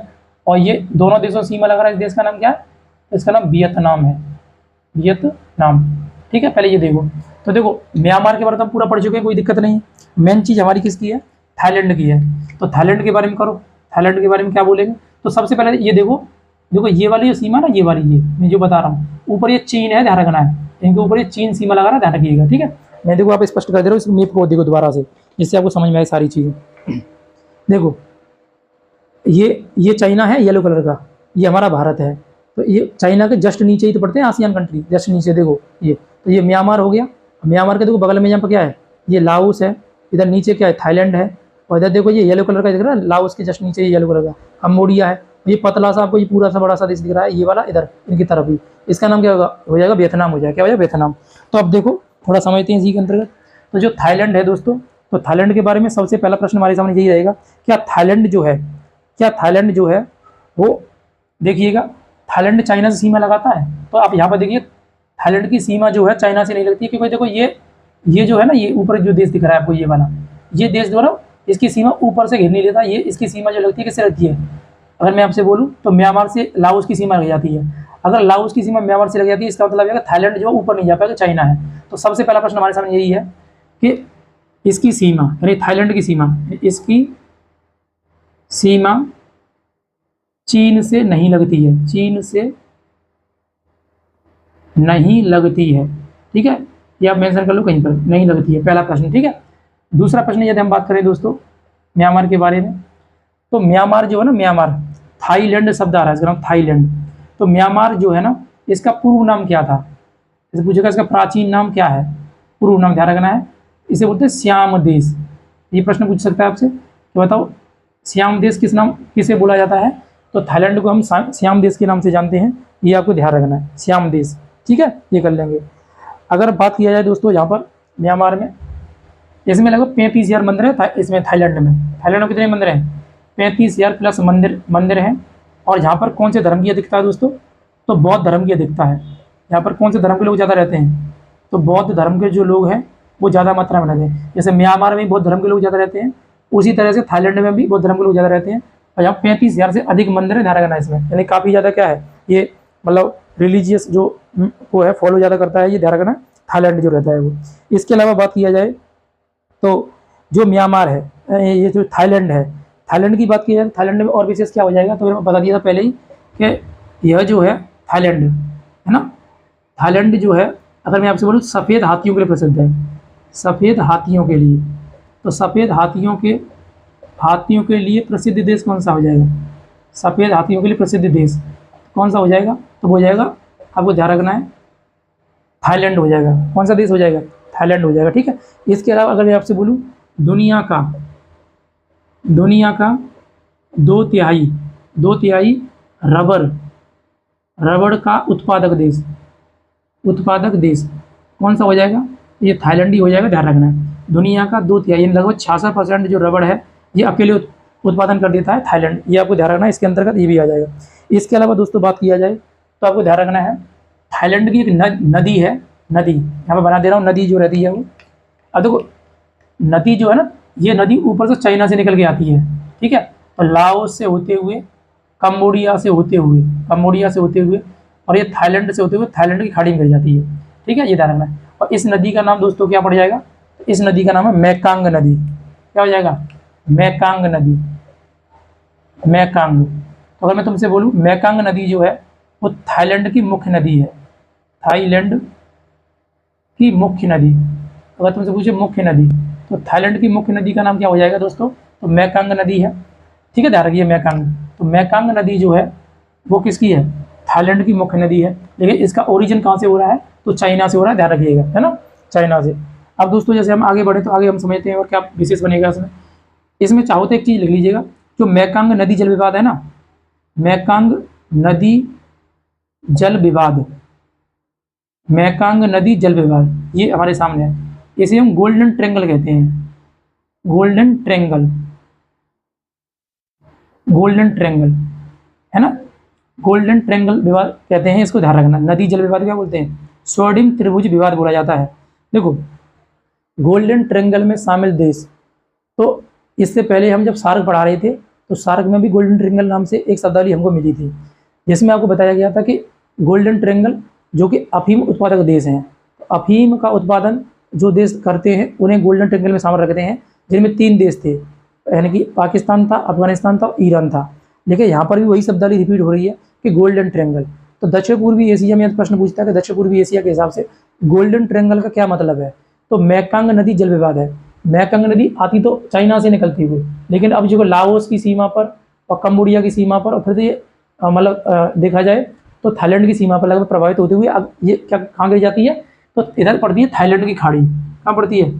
थाईलैंड की खाड़ी में गिर जाती है, ये इधर पड़ जाएगी थाईलैंड की खाड़ी। ठीक है, ये यहाँ गिर जाती है। ठीक है, ये पूरा जलीय क्षेत्र कौन सा? थाईलैंड की खाड़ी हो जाएगा। अब प्रश्न ये आता है कि जो गोल्डन ट्रेंगल है ना, जो गोल्डन ट्रेंगल है उसको हमें थोड़ा समझना है कि इस गोल्डन ट्रेंगल में शामिल जो देश हैं वो कौन कौन से हैं? बताओ, अगर दिमाग लगाओ थोड़ा सा तो गोल्डन ट्रेंगल में शामिल देश जो है दोस्तों, तो गोल्डन ट्रेंगल में कौन कौन से देश शामिल हैं ये हमें देखना है। तो आप एक बार देख लीजिएगा गोल्डन ट्रेंगल के बारे में। तो गोल्डन ट्रेंगल में शामिल जो देश हैं दोस्तों, तो आपको विशेष रूप से ध्यान रखना है वो देश कौन कौन से हो जाएंगे? तो वो देश हो जाएंगे म्यांमार, थाईलैंड और लाओस। इसमें कंबोडिया शामिल नहीं होगा। ठीक है, म्यांमार, थाईलैंड और लाओस, इसमें शामिल देश कौन कौन से हो जाएंगे? म्यांमार हो जाएगा और थाईलैंड हो जाएगा, थाईलैंड, और एक देश और आ जाएगा लाओस। क्या इसमें ध्यान रखना है, क्या इसमें कंबोडिया शामिल है? तो कंबोडिया इसमें शामिल नहीं, ध्यान रखना है। ठीक है, कंबोडिया इसमें शामिल नहीं है। ठीक है, ये कर लेना है आपको। तो जो मेकंग नदी जल विवाद है जिसे हम गोल्डन ट्रेंगल कहते हैं, तो गोल्डन ट्रेंगल में यदि आप देखोगे तो कितने देश आ जाते हैं? 3 देश आ जाते हैं। कौन कौन से 3 देश हैं? तो म्यांमार है, लाओस है और थाईलैंड है। Myanmar, Laos, Thailand. हालांकि इसमें कंबोडिया नहीं आता, ध्यान रखना। कौन नहीं आता? कंबोडिया। ठीक है, इस हिसाब से हम कर लेंगे। तो अब ये देख लिया हमने थाईलैंड के संबंध में। ठीक है, इसके अलावा थाईलैंड में और कोई विशेष बिंदु बन सकता है? तो इसके अलावा और अगर आप देखोगे थाईलैंड के बारे में दोस्तों, तो हम लोग थोड़ा और समझते हैं। तो देखिएगा, थाईलैंड में एक नहर है, आपको पता होना चाहिए नहर, और उस नहर का नाम दोस्तों क्या है? मैं ऐसा कर दे रहा हूँ यहीं पर ही, यहीं लिख दे रहा हूँ। ठीक है, किरा नहर है। क्या नाम है? किरा नहर। किरा नहर थाईलैंड में क्या है? किरा नहर है। ये किरा नहर जो है ना अभी बनी नहीं है, निर्माणाधीन है, मतलब अभी इसका खुदाई चल रहा है, अभी बन नहीं पाई है, ध्यान रखना। तो प्रश्न यही है, जो किरा नहर है ना, किरा नहर ऊपर लिख दे, ऊपर क्लियर हो जाएगा, किरा नहर। ठीक है, किरा नहर के बारे में दोस्तों आप देखोगे तो किरा नहर जो है वो कहाँ पर है? मतलब किरा नहर का निर्माण कौन कर रहा है? तो किरा नहर का निर्माण जो है वो थाईलैंड कर रहा है, थाईलैंड में हो रहा है, थाईलैंड में। ठीक है, ध्यान रखना। किरा नहर जो है वो किन 2 सागरों को जोड़ेगी? बताओ, किन 2 सागरों को जोड़ेगी? मतलब किरा नहर जब भी कोई नहर बनती है या संधि आती है तो किसी न किसी को जोड़ेगी, नहीं जोड़ेगी? तो किरा नहर लाइक दिस, ये किरा नहर का ये मान लीजिए बाउंड्री है, ये थाईलैंड है, तो थाईलैंड का ये पतला सा ये सीमा दिख रहा है आपको, तो इसके बीच में क्या कर रहे हैं ये लोग? भूमि को खोद करके या नहर का निर्माण कर रहे हैं कि थाईलैंड की खाड़ी से सीधे यहाँ कनेक्ट हो जाए। क्योंकि हम सबको पता है कि नीचे एक देश पड़ेगा मलेशिया, और इधर पड़ता है एक देश पड़ता है इंडोनेशिया। तो इंडोनेशिया का एक द्वीप पड़ता है यहाँ पर सुमात्रा द्वीप। तो सुमात्रा द्वीप के मध्य से एक जल संधि है, मलक्का स्ट्रेट, मलक्का जल संधि। तो मलक्का जल संधि को बाईपास करने के लिए, और इधर से कोई भी जाता है तो मान लो बहुत मतलब डिस्टेंस ज़्यादा हो जाता है, तो ये डिस्टेंस बहुत कम भी हो जाएगी अगर इस नहर का निर्माण हो जाएगा तो हम कह सकते हैं किन 2 को जोड़ेगी? तो इस तरफ देखो, इस तरफ तो क्या है? थाईलैंड की खाड़ी है, और इस तरफ कौन सा हो जाएगा? तो इस तरफ ध्यान रखना है, हो जाएगा अंडमान सागर, अंडमान सागर। तो हम यहाँ बोल सकते हैं किरा नहर किन 2 को जोड़ेगी? तो थाईलैंड की खाड़ी को, थाईलैंड की खाड़ी को जोड़ेगी, और साथ ही साथ देखा जाए तो अंडमान सागर को, अंडमान सागर, तो अंडमान सागर को जोड़ेगी, ध्यान रखना ये।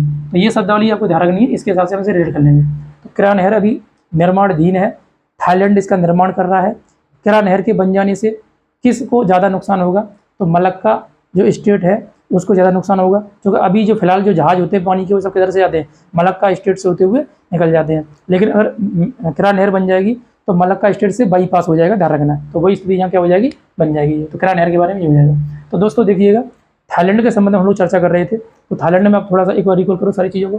थाईलैंड जो है इसकी सीमा चीन से नहीं लगती है, पहला प्रश्न ध्यान रखना है। ऊपर लाओस पड़ जाता है, इसलिए इसकी सीमा नहीं लगती चीन से। बात किया जाए इसका पूर्व नाम क्या है थाईलैंड का, तो श्याम देश है, यानी कि पूछेगा श्याम देश किसे कहते थे, तो थाईलैंड को कहते थे। इसमें लगभग 35,000 प्लस मंदिर है, और इस देश में अगर देखा जाए तो बौद्ध धर्म की बहुत ज़्यादा अधिकता है, ध्यान रखिएगा। इसे सफ़ेद हाथियों का देश कहते हैं, सफ़ेद हाथियों का देश। और दुनिया में 66% यानी 2/3 रबड़ का उत्पादक देश जो है वो कौन है, अकेला थाईलैंड है। थाईलैंड कर देंगे। थाईलैंड में अगर देखा जाए तो मेकंग नदी इसकी प्रमुख नदी है, और मेकंग नदी के जल विवाद को ही हम क्या बोलते हैं, गोल्डन ट्रायंगल कहते हैं। गोल्डन ट्रायंगल में जो देश आते हैं वो कौन से आते हैं, 3 देश आते हैं, तो म्यांमार, लाओस, थाईलैंड। इसमें कंबोडिया शामिल नहीं है, ये आपको ध्यान रखना है। इसके अलावा हम नेक्स्ट जो हमारे प्रश्न है वो क्या हो जाएगा दोस्तों, तो वो हो जाएगा किरा नहर। तो किरा नहर के बारे में भी आपको ध्यान रख लेना कि किरा नहर जो है इसका निर्माण कौन कर रहा है, थाईलैंड कर रहा है। थाईलैंड जो है इस किरा नहर को बनाने में अभी निर्माणाधीन में है। ये जो किरा नहर जो रहती है, किरा नहर से कौन से 2 सागर जुड़ रहे हैं, तो थाईलैंड की खाड़ी और अंडमान सागर जुड़ रहा है। इसके साथ साथ अगर मैं आपसे बात करूं तो यह किस मतलब जल संधि को बाईपास कर देगा, या किस रूट को बाईपास कर देगा, तो मलक्का जो स्टेट है उसे बाईपास कर देगा, ये आपको ध्यान रखना है। तो इतना सारा कहानी दोस्तों किसकी हो जाएगी, ये हमारी थाईलैंड के संबंध में हो जाएगी। ठीक है, आई होप ये स्पष्ट हुआ हो आपको। ठीक है, ध्यान रखिएगा। अब दोस्तों आगे बढ़ते हैं, तो आगे और क्या विशेष है तो उसे देखो। ठीक है, इसी में तो आगे यदि आप देखोगे तो थाईलैंड के बाद में अब हमारे सामने जो देश पड़ रहा है वो पड़ रहा है लाओस। तो लाओस को अध्ययन कर लो, लाओस के बारे में। लाओस के बारे में ज़्यादा डिटेल नहीं है, बस थोड़ा सा देश है वो कर लीजिएगा।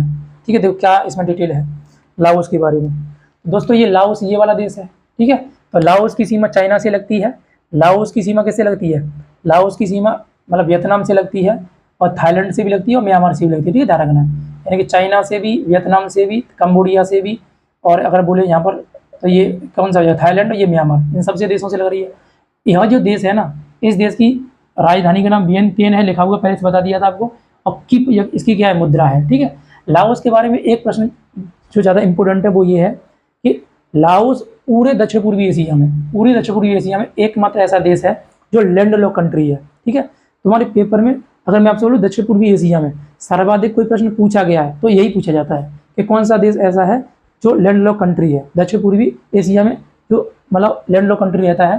तो देखना एकमात्र देश, दक्षिण पूर्वी एशिया का एकमात्र देश जो क्या है, जो हम बोलें ये क्या हो जाएगा, स्थलबद्ध देश है।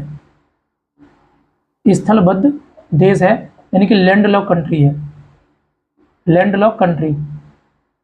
ठीक है, तो लैंड लॉक कंट्री हम ये मान लेंगे, ये एकमात्र देश है, इसको आपको कर लेना है। इसके अलावा दोस्तों बात किया जाए इसी के बारे में। ठीक है, इसमें देखो लैंड लॉक के संबंध में एक अलग से शब्दावली प्रयोग करता है, भू आवंटित देश। जैसे अगर प्रश्न पूछेगा तो स्थलबद्ध देश कौन सा ये बता देना, लेकिन इसकी जगह एक शब्दावली का प्रयोग कर लेता है वो भू आवंटित देश, आवंटित, इसी नाम से ही प्रश्न आता है, भू आवंटित देश। तो बताइए दक्षिण पूर्वी एशिया का एकमात्र भू आवंटित देश कौन सा हो जाएगा, तो इस देश का नाम दोस्तों क्या हो जाएगा, तो ये लाओस हो जाएगा। क्या हो जाएगा, लाओस हो जाएगा, ध्यान रखना है, हम इतना कर लेंगे। अब देखो एक चीज़ और आप जानते होंगे, ये जो आपको लाओस दिख रहा है, लाओस से लेकर के वियतनाम तक, ये 3 देश जो आपको दिख रहे हैं ये वाले। ठीक है, लाओस, कंबोडिया, वियतनाम। देखो आपको पता होना चाहिए इतिहास, अगर आपने थोड़ा बहुत पढ़ा हो, नहीं पढ़ा तो मैं बता रहा हूँ आपको थोड़ा सा। देखो जो अगर मैं आपसे बोलूँ कि east India company, British east India company, आपने सुना होगा। जैसे इतिहास जब हम लोग पढ़ते हैं तो इतिहास में हम लोग देखते हैं भारत में यूरोपीय कंपनियों का आगमन। अब यूरोपीय कंपनी अकेली एक तो आई नहीं थी, कई सारी कंपनी आई थी, जिसमें मैं आपसे बोलूँ सबसे पहले कौन सी आई थी, पुर्तगाली ईस्ट इंडिया कंपनी, फिर देखोगे फ्रेंच ईस्ट इंडिया कंपनी, फिर स्वीडिश ईस्ट इंडिया कंपनी, ऐसे ब्रिटिश ईस्ट इंडिया कंपनी, ऐसे करके बहुत सारी क्या है कंपनियां इंडिया में प्रवेश करती हैं। लेकिन इंडिया पर जो अधिकार होता है वो किसका होता है, तो ब्रिटिश ईस्ट इंडिया कंपनी का अधिकार हो जाता है, और वो क्या करती है, अपना यहाँ पर साम्राज्य बना लेती है। लेकिन दोस्तों उस समय ये फ्रेंच ईस्ट इंडिया कंपनी भी आ गया था, तो फ्रेंच ईस्ट इंडिया कंपनी यानी फ्रांस के मध्य में और ब्रिटेन के मध्य में उस समय काफ़ी मतलब जो युद्ध है या झगड़े की स्थिति बनी रहती थी। तो वहाँ से क्या हुआ कि जो फ्रांस था उसको भारत से हरा दिया गया था। तो जो फ्रेंच ईस्ट इंडिया कंपनी थी, जो कि भारत में पहले मतलब व्यापार कर रही थी, फिर वो वहाँ से कहाँ आ जाती है, फिर वहाँ से आ जाती है दक्षिण पूर्वी एशिया की तरफ। तो दक्षिण पूर्वी एशिया की तरफ जैसे ही वो आती है फ्रेंच ईस्ट इंडिया कंपनी, तो प्रश्न ये बनता है कि निम्नलिखित में से वे कौन से देश हैं जिन पर फ्रेंच ईस्ट इंडिया कंपनी ने अधिकार किया था, या फ्रेंच ईस्ट इंडिया कंपनी के अंतर्गत आने वाले जो देश हैं वो कौन से हैं। तो ये वो तीनों देश वो यही हैं दोस्तों, लाओस, कंबोडिया, वियतनाम। देखो Laos, Cambodia, Vietnam, Laos, Cambodia, Vietnam, ये तीन देश क्या हैं, फ्रेंच ईस्ट इंडिया कंपनी में शामिल होने वाले देश हैं। तो मैं मेंशन कर दे रहा हूँ, यहीं पर आपको मेंशन कर लेना, यहीं पर French east India, French east India company. तो फ्रेंच ईस्ट इंडिया कंपनी ने शासन किया था वो इन तीनों देशों पर ही किया था, लाओस पर, कंबोडिया पर और वियतनाम पर। लेकिन तुमसे पूछे गोल्डन ट्रायंगल यानी मैकांग नदी जल विवाद में शामिल देश कौन से हैं, तो उनमें से कॉमन देश एक ही है, वो लाओस है। तो मैकांग नदी विवाद में शामिल देश कौन कौन से हो जाएंगे, तो म्यांमार है, म्यांमार, लाओस हो जाएगा, और नीचे क्या थाईलैंड है। तो म्यांमार, लाओस और थाईलैंड क्या हो जाएंगे, ये आपके बन जाएंगे किसमें, तो मैकांग नदी जल विवाद में। जबकि मैं तुमसे कह रहा हूँ कि फ्रेंच ईस्ट इंडिया कंपनी में शामिल देश कौन से हैं, तो लाओस हो जाएगा, कंबोडिया हो जाएगा और वियतनाम हो जाएगा, लाओस, कंबोडिया, वियतनाम। तो इन तीनों को आपको ध्यान रखना इस आधार पर, ठीक है। तो ये आई होप स्पष्ट हो गया होगा आपको, कोई दिक्कत आपको नहीं आनी चाहिए, ठीक है। तो ये हमारा यहाँ तक क्लियर हो गया। अब नेक्स्ट हम लोग बात करते हैं दोस्तों किसकी, नेक्स्ट बात करते हैं हम लोग कंबोडिया की। तो नेक्स्ट हेडिंग कर लीजिए कंबोडिया। देखो लाओस के बारे में इतना ही है, बस कुछ नहीं करना है कि दक्षिण पूर्वी एशिया का एकमात्र देश जो स्थलबद्ध है या भू आमंत्रित देश है, उसे क्या किसे किसे कहा जाता है, लाओस को कहा जाता है। लाओस की सीमा ध्यान रखना, सीमा ही पूछ लेता है कि निम्नलिखित में से लाओस की सीमा किससे नहीं लगती है या किससे लगती है। तो मैं सीमाओं के बारे में पूरा बता दिया कि लाओस की सीमा उत्तरी सीमा चाइना से लगती है, जबकि पश्चिमी सीमा अगर देखें हम लोग तो म्यांमार से लगती है। दक्षिणी सीमा यदि बात किया जाए तो थाईलैंड से और किससे लगती है, कंबोडिया से लगती है। जबकि लाओस की पूर्वी सीमा किससे लगती है, तो वो लगती है वियतनाम से। तो इसको सीमावर्ती के हिसाब से भी ध्यान रखना, पूछ लेता है पेपर में भी, ठीक है, हो जाएगा। अब जो नेक्स्ट हमारा चर्चा है वो किसका हो जाएगा, कंबोडिया का। तो कंबोडिया पढ़िएगा आप, कंबोडिया। तो नेक्स्ट क्या है, कंबोडिया। कंबोडिया देखो ये वाला देश है, ये कंबोडिया, क्या कंबोडिया, कंबोडिया की राजधानी का नाम बता दिया था, नामपेन है, नामपेन। और इसकी मुद्रा का नाम क्या है, रियल है। क्या हो जाएगा, रियल क्या हो जाएगा, इसकी मुद्रा का नाम हो जाएगा रियल। रियल जो है क्या हो जाएगा, इसकी मुद्रा का नाम हो जाएगा, ध्यान रखना है। अब नेक्स्ट हम लोग बात करते हैं कंबोडिया में। तो कंबोडिया में यदि आप देखोगे तो क्या विशेष है, कंबोडिया में छोटा सा ये भी देश है, कुछ ज़्यादा नहीं है। तो कंबोडिया में क्या है, दुनिया का है ना सबसे बड़ा मंदिर, दुनिया का सबसे बड़ा मंदिर क्या नाम है, अंकोर वाटिका मंदिर, अंकोर वाटिका मंदिर या अंकोर वाट मंदिर, ये सब अंकोर वाट मंदिर है। क्या है, अंकोर वाट। यह मंदिर कैसा है, विष्णु मंदिर है, ध्यान रखना। कैसा मंदिर है, विष्णु भगवान को समर्पित मंदिर है, ये ध्यान रखना। और इसका जो दोस्तों निर्माण करवाया है वो सूर्यवर्मन द्वितीय ने करवाया है। सूर्यवर्मन जो द्वितीय था, भारत का राजा था, इसने क्या किया था, इसका निर्माण करवाया था। और ये सूर्यवर्मन का राज्य कब तक रहा है, तो 1112 से लेकर के 1153 तक। तो 1112 ईस्वी से लेकर के 1153 के मध्य में इस मंदिर का निर्माण जो करवाया गया है, किसके द्वारा करवाया गया, सूर्यवर्मन द्वितीय के द्वारा करवाया गया था, जो दुनिया में सबसे बड़ा मंदिर अंकोर वाट का मंदिर है। अगर मैं आपसे बोलूँ कितने हेक्टेयर में ये है, तो लगभग 162 हेक्टेयर में क्या है, ये मतलब फैला हुआ है मंदिर जो है। इसका जो मंदिर परिषद है या पूरा मंदिर जो कितने हेक्टेयर में फैला हुआ है, 162 हेक्टेयर में लगभग फैला हुआ है, ध्यान रखना। तो कंबोडिया दुनिया में क्या है, सबसे बड़ा मंदिर को रखता है, ये आपको ध्यान रखना है, ठीक है। तो इतना आपको स्पष्ट हो गया होगा। कंबोडिया के बारे में बस इतना ही आपको जानकारी रखनी है, इससे ज़्यादा कुछ नहीं है, ठीक है, कंबोडिया के बारे में। अब दोस्तों हम लोग बात करते हैं किसकी, वियतनाम की। किसकी बात करते हैं, वियतनाम की। तो वियतनाम की राजधानी का नाम हानोई है, इसकी मुद्रा डोंग है। मैं आपको बता दिया था पहले से ही, तब वियतनाम को हम लोग पढ़ते हैं। तो वियतनाम के बारे में देखो, तो वियतनाम में यदि आप देखोगे दोस्तों, तो वियतनाम में क्या विशेष है, देखो समझो। वियतनाम में आप आओगे तो वियतनाम देखो, ये 3 नंबर नहीं 18 इसको ऐसे बना देना, ये वियतनाम है, ठीक है। वियतनाम के बारे में यदि आप देखोगे, सबसे पहला वियतनाम के बारे में हम लोग समझते हैं, जो वियतनाम है ना, वियतनाम की यदि बात किया जाए तो वियतनाम जब फ्रेंच ईस्ट इंडिया कंपनी गुलाम था ना, तो उस समय एक कहानी रची गई थी, वो समझो पहले। फ्रेंच ईस्ट इंडिया कंपनी जब वियतनाम को छोड़ के जा रही थी, तो क्या हुआ था कि वियतनाम जो था उसे 2 भागों में बांट दिया था। जैसे मैं आपको कहूँ कि British east India company Bharat को छोड़ के जा रही थी, तो भारत को 2 भागों में बांट गई। कौन कौन सा 2 भाग हो गया था, तो बताया गया था आपको कि एक तो भाग हो जाएगा कौन सा, पाकिस्तान, एक हो जाएगा हिंदुस्तान, 2 भागों में। ठीक उसी तरह से क्या कर रही थी, वियतनाम के साथ में हो रहा था। तो वियतनाम का एक भाग दक्षिणी वियतनाम कर दिया गया था और एक भाग कर दिया था उत्तरी वियतनाम। तो ये आपको ध्यान रखना है, जैसे ये पतला सा देश है, ठीक है, वियतनाम। तो ये जो वियतनाम है, इसको 2 बराबर भागों में बांट दिया गया था, 2 बराबर भागों में, यानी वियतनाम को 2 बराबर भागों में बांटने वाली रेखा कौन सी है, तो जो ना 17 डिग्री जो अक्षांश है, अक्षांश रेखा है, वो क्या करती है, ये बांटती है इसको। एक तो हो जाएगा दक्षिणी वियतनाम, यानी 2 भागों में बांट रही है, तो मैं लिख दूँ दक्षिणी, एक उत्तरी। तो मैं यहाँ बना दे रहा हूँ, इसको बनाना मेरे साथ ही ऐसे करके। तो क्या हो जाएगा, दक्षिणी वियतनाम हो जाएगा दोस्तों, दक्षिणी वियतनाम, और एक हो जाएगा उत्तरी वियतनाम, क्या हो जाएगा, उत्तरी वियतनाम।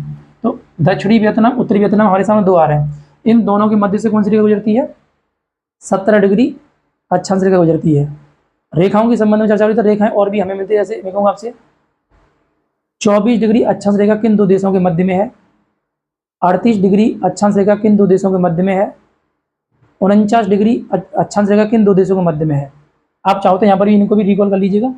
तो मैं यहाँ पर लिखवा दे रहा हूँ आपको, 24 डिग्री अक्षांश, 38 डिग्री अक्षांश और साथ ही साथ 49 डिग्री अक्षांश जी।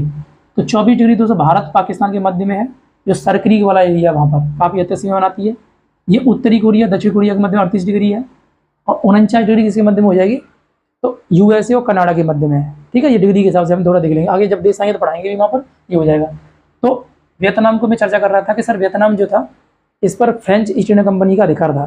फ्रेंच ईस्ट इंडिया कंपनी से छोड़ के जा रही थी, तो उस समय इसे 2 भागों में से बांटना चाहती थी वो, जिसमें कहानी इस प्रकार थी कि जो उत्तरी वियतनाम था, वह जो वर्चस्व, उस पर जो वर्चस्व हो गया था, किसका हो गया था, रूस का हो गया था। जबकि दक्षिणी वियतनाम पर जो वर्चस्व था वो किसका था, या मैं बोलूँ आपसे कि किसके अंडर में रहा था वो, तो फ्रेंच यानी फ्रांस के अंदर में था। और फ्रेंच का समर्थनकारी कौन था, यूएसए था। तो यूएसए मतलब क्या हो जाएगा, बन जाएगा। अब दोस्तों उसी समय क्या हो रहा था, द्वितीय विश्व युद्ध मतलब 1945 तक चला। जब वो समाप्त हो गया द्वितीय विश्व युद्ध, उसके बाद में क्या हुआ, आपसी वर्चस्व की लड़ाई जो थी वो बढ़ गई, जिसे हम शीत युद्ध कहते हैं या कोल्ड वार कहते हैं। कोल्ड वार जो है वो क्या है, 2 महाशक्तियों के बीच में युद्ध होता था। 2 महाशक्ति उस समय कौन थी, आज भी अगर हम देखें तो कौन है, रूस है और अमेरिका है। तो रूस अपने वर्चस्व की लड़ाई लड़ता था, और ये क्या कहते हैं, यूएसए भी अपने वर्चस्व की लड़ाई लड़ता था। तो ये लोग क्या करते थे, वहाँ से यहाँ पर आकर के इंटरफेयर करते थे कि दक्षिणी वियतनाम पर जो अधिकार है वो किसका है, फ्रेंच का है। और फ्रेंच किसी गुट में आ गया है, यूएसए के में आ गया है। जबकि मैं बात करूँ उत्तरी वियतनाम पर जो अधिकार था, वो यहाँ का लोकल नेता था हो ची मिन्ह। यहाँ पर एक नेता था, ध्यान रखना, जैसे इस पर तो अधिकार किसका था, इस पर तो अधिकार था, मैंने बता दिया था आपको, फ्रांस का था। ठीक है, और इस पर अधिकार किसका था, हो ची मिन्ह का था, हो ची मिन्ह। ठीक है, ये यहाँ का नेता था, लोकल लीडर था, ध्यान रखना, इसका था, इसका मानना था, मतलब हो ची मिन्ह का। हो ची मिन्ह को भारत में अंकल हो के नाम से जानते, ध्यान रखना। जैसे जिस तरह से भारत में गांधी जी थे, गांधी जी ने भारत में मतलब बहुत सारे आंदोलन किए, सत्याग्रह किए, ठीक उसी प्रकार से इस व्यक्ति ने क्या किया है, हो ची मिन्ह ने अपने देश के लिए आज़ादी के लिए काम किया है। तो इसलिए भारत में या भारतीय उसमें क्या कहते हैं, जैसे परीक्षाओं में प्रश्न अगर आए तो बताओ अंकल हो किसे कहते हैं, अंकल हो। तो अंकल हो ध्यान रखना है, इन्हीं का ही निक नेम है, जो कि उत्तरी वियतनाम पर ये क्या करते थे, उत्तरी वियतनाम पर इनका वर्चस्व था। ठीक है, अब देखो समझो, फ्रांस दक्षिणी वियतनाम पर ज़्यादा मतलब अधिकार रखा हुआ था, उत्तरी पर कम था इसका। तो फ्रांस का समर्थन करता कौन हो गया था, यूएसए हो गया था। कौन हो गया था, यूएसए। जबकि अंकल हो या हो ची मिन्ह का समर्थन करता या इनको सपोर्ट कर रहा था, वो कौन कर रहा था, वो कर रहा था रूस। कौन कर रहा था, रूस कर रहा था। और तुमको पता ही है दुनिया में ये 2 ऐसे देश हैं जो क्या करते हैं, अपने हथियार बेचने के लिए आपस में भिड़वा देते हैं 2 देशों को। जैसे मैं आपसे बोलूँ, ये लोग जानबूझकर क्या करते हैं, हथियार अपने बेचने के लिए ऐसा मतलब हरकत ही करते रहते पूरी दुनिया में। मैं आपसे बोलूँ कि अगर सबसे ज़्यादा नुकसान अगर होता है तो इन 2 देशों के चक्कर में ही होता है। ये दोनों देश अपने आपसी लड़ाई के चक्कर में क्या कर देते हैं, जो छोटे मोटे देश होते हैं पिस जाते हैं। जैसे भारत जो है वो इनके मतलब उसमें नहीं आ पाता, चंगुल में। भारत अपना कूटनिरपेक्ष की नीति अपनाता है। भारत ना तो क्या हुआ, पहली दुनिया के देश में जाएगा और ना ही दूसरी दुनिया के देश में जाएगी। लेकिन जो देश नहीं समझ पाते हैं वो फिर पिटाते हैं बाद में, तो वही स्थिति यहाँ बन जाती है। तो वियतनाम के साथ में बस यही हुआ कि क्या हुआ, ये इसने सपोर्ट दे दिया किसको, यूएसए को, और इसने सपोर्ट दिया रूस को। तो अब देखो दोनों का क्या हो गया, दोनों की चांदी चांदी हो गई, दोनों क्या हो गई, चांदी चांदी हो गई। रूस भी आ गया, इधर आ गया अमेरिका। अमेरिका ने बोला तुम हथियार लो फ्रांस से, और रूस ने बोला तुम हथियार लो मुझसे, ठीक है, दोनों के बीच में देखो हथियार, और आपस में इनका वर्चस्व क्या लड़ाई स्टार्ट हो जाती है। इसे बोलते हैं हम, ये आपसी जब युद्ध होता है, वर्चस्व की लड़ाई जो रहती है, इसे ही बोला जाता है वियतनाम युद्ध। क्या बोला जाता है, वियतनाम युद्ध। तो वियतनाम जो युद्ध है दोस्तों, वो कब से कब तक चला है, तो 1955 से लेकर के मैं आपसे बोलूँ तो 1975 तक।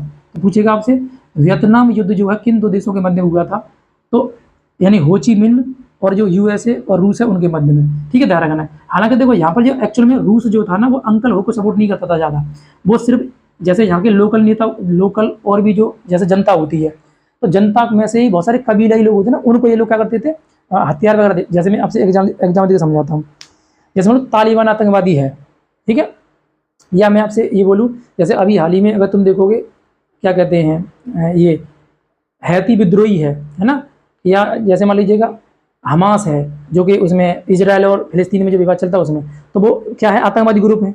ठीक उसी प्रकार से क्या होता है कि इस देश में भी कुछ छोटे मोटे ऐसे ग्रुप होते हैं। तो ये लोग क्या करते थे, मतलब यहाँ के नेताओं को मतलब अपना वर्चस्व दिखाने नहीं देते थे, यहाँ की जनता नहीं समझ पाती थी कि कौन हमारे साथ है कौन नहीं है। तो ये क्या बोलते थे, इन्हें हथियार दे दिया या वहाँ के लोगों को हथियार दे दिया, और उनसे बोलते थे तुम ऐसा करो, हम तुम्हें हथियार दे रहे हैं, यानी दक्षिणी वियतनाम वालों को। तो ये बोलते देखो ये तुम्हें मानते नहीं तो तुम इनको मारो, और रूस कहता था हम तुम्हें दे रहे हैं तुम इनको मारो।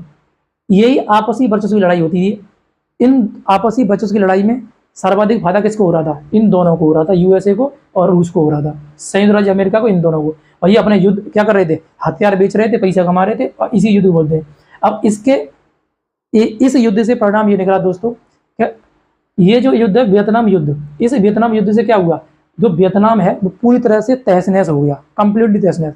कहा जाता है कि यूएसए ने इस वियतनाम पर लगभग 27 करोड़ बम बरसाए थे। कितने बरसाए थे, 27 करोड़ बम बरसाए थे, ध्यान रखना है। और ऐसा माना जाता है कि आज भी जब ये आज़ाद हो गया है, तो आज भी यहाँ के जो लोग हैं वियतनाम के, जब वो जैसे कहते हैं ना, किसान जो होते हैं हल चलाते हैं, कुछ भी होता है, तो उस हल को चलाते वक्त क्या बम फट जाता है, इतने बम उसके ज़मीन में अभी भी खड़े हुए हैं। तो बड़ा मतलब टिपिकल मामला हो जाता है। हालांकि कहा जाता है कि मतलब जो बम वर्षा हुई थी 27 करोड़, उसमें से वियतनाम सरकार के द्वारा या अन्य जो सहयोगी लोग थे उनके द्वारा 8 करोड़ जो बम थे उन्हें ढूंढ लिया गया है। बाकी अन्य जो बम है वो पहले ही विस्फोट हो गए होंगे या कुछ मतलब रह गए होंगे, तो वो बम जो है ना वो रह जाते हैं। तो अब वो बम क्या आज भी क्या वहाँ की ज़मीन से निकलते हैं, ठीक है। तो यहाँ के जो किसान है वो क्या रहते हैं, दहशत में रहते हैं, क्या पता कि मतलब कल लौट के आए या ना आए। वहाँ हल चला रहा है और हल चलाते वक्त क्या हुआ, पूरा उसका ट्रैक्टर से तोड़ गया। तो क्या है, यहाँ पर थोड़ा सा ये दिक्कत है। अब ये केवल इन दोनों की जबरदस्त, इन दोनों की वजह क्या हो गया आपस में, ये तो वियतनाम युद्ध जो है आप देख सकते हो जाता है। हालांकि बाद में परिणाम क्या हुआ दोस्तों, बाद में जो वियतनाम की जनता थी वो समझ गई थी। तो हो ची जो मिन्ह थे, देखो वियतनाम की जो ज्योग्राफिकल अगर तुम स्थिति देखोगे ना, तो वियतनाम में पहाड़ और जंगल बहुत ज़्यादा है, एकदम घने। वियतनाम में पहाड़ जंगल बहुत ज़्यादा, ध्यान रखना है। तो जिस देश में पहाड़ ज़्यादा हैं और जंगल बहुत ज़्यादा हैं, तो वहाँ के जो लोग होते हैं ना, जो लोकल लोग होते हैं वही सर्वाइव कर सकते हैं, ठीक है। अन्य लोग वहाँ पर सर्वाइव करना मुश्किल हो जाएगा। जैसे मैं आपसे बोलूँ कि अमेरिका के अगर सेना मान लीजिए इसमें आती है वियतनाम में, तो अमेरिका के सैनिक को क्या पता कैसे गया। तो जो वियतनाम में लोग थे, जैसे हो ची मिन्ह के साथ जो लोग थे, तो हो ची मिन्ह ने एक मतलब तरीका निकाला था इनसे लड़ने का, कि ऐसा करो गुफाएं बनाते हैं, उन गुफाओं में हम क्या छिप जाया करेंगे, और जंगल तो ऊपर से है ही है। तो बहुत कोशिश करता था ये क्या कहते हैं, जो रूस है वो और ये अमेरिका, कि ये यहाँ के जो लोकल लीडर हैं वो कहाँ छिपे हुए हैं और कहाँ से ये अपना अंदरों का नेतृत्व कर रहे हैं, उनको देखते थे लेकिन ढूंढ नहीं पाते थे। अब जैसे ही उनके सैनिक नीचे उतर के आते थे जैसे जंगलों में, तो ये जंगलों में गुफाओं में छिपे रहते थे। वो पहले से ही क्या है, जैसे ही आए नीचे, कोई भी मतलब जहाज के द्वारा जैसे सेना आ रही है, तो गोलियाँ चलती थी धड़ाधड़ एकदम अच्छी तरीके से। अब गोलियाँ कहाँ से चल रही हैं ये पता ही नहीं पड़ पाता था उन लोगों को, ना तो किसी रडार में फंसते थे ये, और ना ही किसी के अंतर्गत आते थे।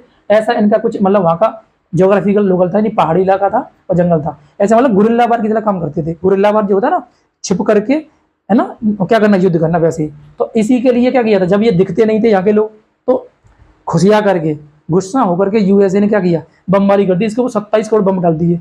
27 करोड़ में बहुत लाखों लोग मारे गए थे एकदम बेफालतू के चक्कर में। और उसके बाद में क्या हुआ, इस यूएसए को और रूस को मजबूरन यहाँ से छोड़कर भागना पड़ा।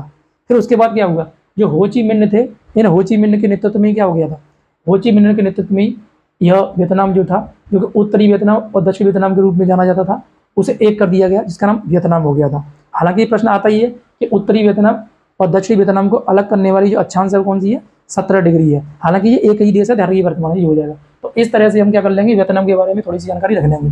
तो ये दोस्तों वियतनाम का हो गया है। वियतनाम में चाहो तो एक चीज़ और कर सकते हो, जो वियतनाम है, वियतनाम का सबसे बड़ा शहर हो ची मिन्ह ही है, जो दक्षिणी वियतनाम में नीचे पड़ जाता है यहाँ पर, ठीक है, ध्यान रखना। यानी वियतनाम का सबसे बड़ा शहर, सबसे बड़ा शहर कौन सा है तो बता देना है आपको। तो सबसे बड़ा अगर सिटी कोई भी है तो कौन सी हो जाएगी वियतनाम की, तो दोस्तों वो सिटी कौन सी हो जाएगी, तो वो सिटी का नाम क्या है, वो सिटी का नाम हो जाएगा, कौन सा हो जाएगा, हो ची मिन्ह हो जाएगा। क्या हो जाएगा, हो ची मिन्ह हो जाएगा। तो दोस्तों ये कुछ वियतनाम की कहानी है, जो कि वियतनाम जो था क्या हो गया, युद्ध में बुरी तरह से, है ना, क्या हो गया था, इसका तहस नहस हो गया था। ठीक है, तो ये चीज़ें हमारी क्या रह गई। अभी तक हमने कितने देश पढ़ लिए दोस्तों, हमने 5 देशों का अध्ययन करा दिया आपको, 5 देशों का, ठीक है। यानी कि आसियान कंट्री में 5 देश हमने अभी पढ़ लिया आज के लेक्चर में। अब आगे जो लेक्चर हमारा बचा है, जिसमें मलेशिया, सिंगापुर, इंडोनेशिया, ब्रुनेई और फिलीपींस, यानी कि ये 5 देश और हमको अध्ययन करने हैं। क्योंकि वीडियो बहुत लंबा हो जाएगा, तो पहले एक एक करके वीडियो देखो, चूँकि 2 वीडियो शूट होगी तभी ये बन पाएगा, नहीं बन नहीं पाएगा, ठीक है, ध्यान रखना, ये हो जाएगा। तो अभी मैंने इन देशों के बारे में बता दिया, जो भी डाटा था स्टैटिक के हिसाब से, वैसे भी, ठीक है, मैप के हिसाब से, ठीक है। अब बाकी जो भी चीज़ें हैं वो नेक्स्ट क्लास में हम लोग प्रोवाइड कराएंगे। तो आज के लिए इतना ही रहने देते हैं। अच्छी तरीके से इसे देखिएगा, ये बहुत ज़्यादा आपके लिए बेनिफिशियल मतलब कंटेंट है। अगर आपको कंटेंट अच्छा लगता है तो अपने दोस्तों के साथ शेयर कर सकते हैं इस चीज़ को लेकर के, क्या ये सर हैं पढ़ाते हैं, स्टडी पढ़ा रहे हैं, तो देख लीजिएगा। अगर आपको पसंद आता है तो, पसंद नहीं आ रहा तो कोई दिक्कत नहीं है ना, आप देखो करिएगा जो भी रहता है वो, ठीक है। अब मैं तुमसे एक प्रश्न पूछे जा रहा हूँ, 2 प्रश्न, जिन्हें कमेंट बॉक्स में आंसर करके देना है आपको, ठीक है, बताइए ध्यान से, ठीक है। ये बताओ, आपको ये बताना, थाईलैंड की सीमा किस देश से नहीं लगती है, ठीक है। ऑप्शन ए है म्यांमार, ऑप्शन बी है लाओस, ऑप्शन सी है चीन, ऑप्शन डी है कंबोडिया। तो आपको ये कमेंट बॉक्स में आंसर करना है कि इसकी थाईलैंड की सीमा किस देश से नहीं लगती है। पहला प्रश्न आपका ये हो जाएगा। दूसरा प्रश्न आपको बताना है, दूसरा प्रश्न ये है, म्यांमार की सर्वोच्च चोटी का नाम क्या है, म्यांमार की सर्वोच्च चोटी का नाम क्या है, ये बता देना है, ठीक है। उसकी पीक जो है सर्वोच्च वो क्या हो जाएगी। तो इन दोनों प्रश्नों का आंसर कमेंट बॉक्स में डालिएगा। उसमें मैं कमेंट बॉक्स में देखूंगा किस किस विद्यार्थी ने मतलब पढ़ा है, देखा है, कैसे क्या चीज़ वो पता लग जाएगा आपका, तो उसी में क्या डाल दीजिएगा इसको, ठीक है, हो जाएगा। तो दोस्तों आज के लेक्चर में आई होप मैं आपको अच्छे से समझ आ पाया सारी चीज़ों को। तो आज हम इतना ही रह देते हैं, ठीक है, बाकी नेक्स्ट क्लास में मिलेंगे। जय हिंद।